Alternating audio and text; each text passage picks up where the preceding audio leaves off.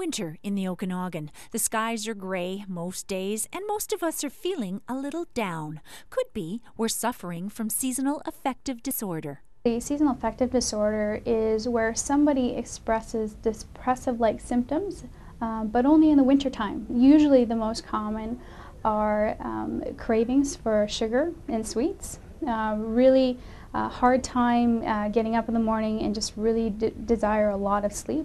Low energy, and then of course some depression. So the people at risk for low vitamin D levels are people with dark skin, older adults, breastfed infants, people with low sun exposure. It's not just that we're not getting much sunlight, because in the Okanagan we have a lot of cloud cover and that's absolutely going to affect it, but also the latitude that we're at.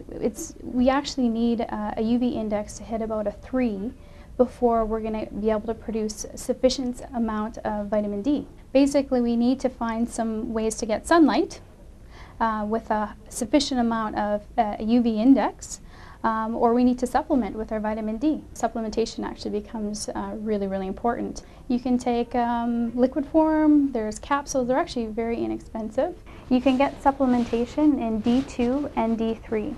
I usually recommend D3 because it's the active form. For infants, for example, especially breastfed infants, you want to have about 1,000 IUs a day. Children 2,000, and adults in the wintertime often 4,000. This is one form that people will use to get sufficient sunlight, and basically what it is a sunlight box. 10 minutes of exposure would be about sufficient, 10 to 15 minutes. It's really individual, but the winter becomes really significant because a lot of people go to work when it's dark and they leave work when it's dark. So we're definitely not getting any sunlight.